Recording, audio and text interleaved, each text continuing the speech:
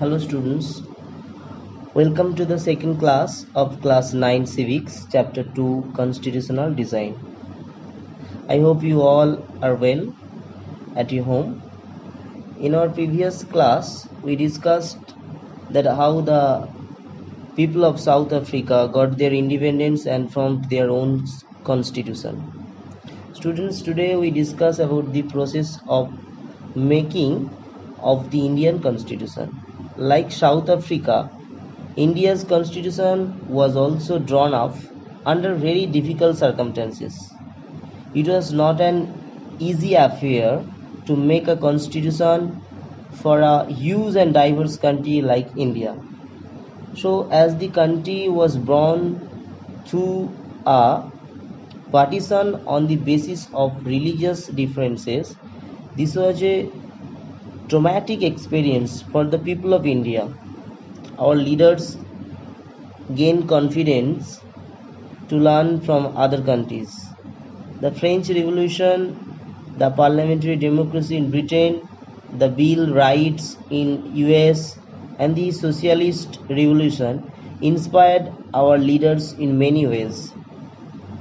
And after being inspired, they constituted one assembly for the drafting of the document called Constitution, and that assembly known as Constituent Assembly, and which had 299 members.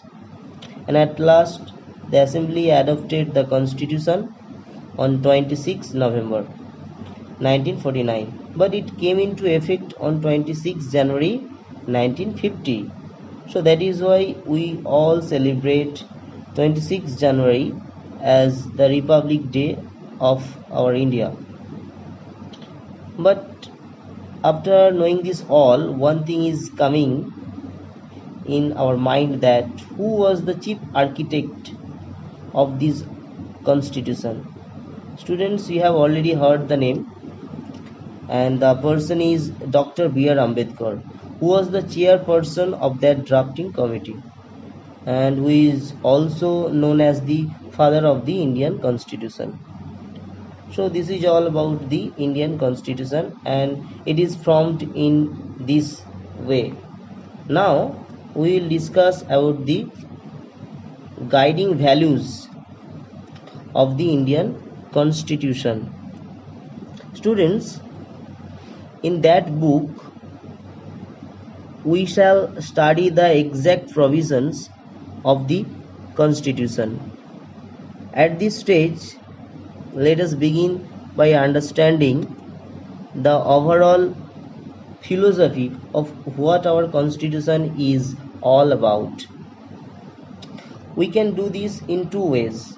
We can understand it by reading the views of our major leaders on our Constitution, but it is equally important to read what the Constitution says about its own philosophy. This is what the preamble to the Constitution does. The Constitution begins with a short statement of its basic values, and this is called the preamble to the Constitution.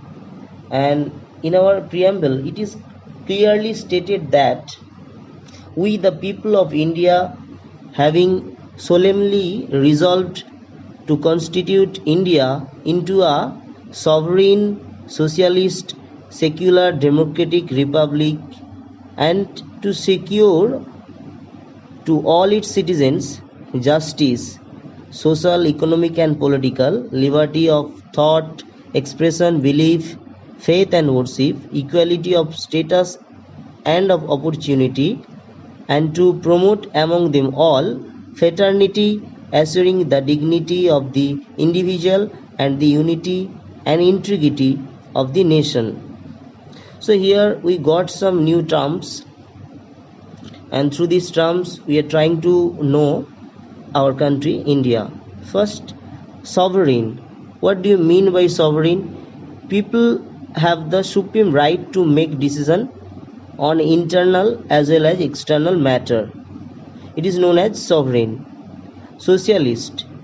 Wealth is generated socially and should be shared equally by society.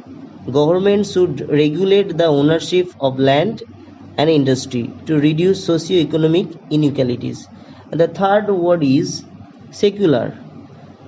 The citizens of India have complete freedom to follow any religion, but there is no official religion. Government treats all religious beliefs and practices with equal respect. The next one is democratic. Yes, India is a democratic country, a form of government where people enjoy equal political rights, elect their rulers, and hold them accountable.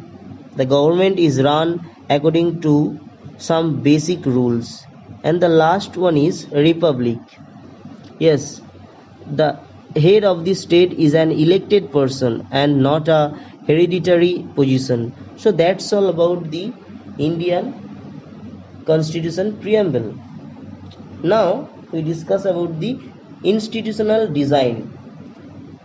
A constitution is not merely a statement of values and philosophy.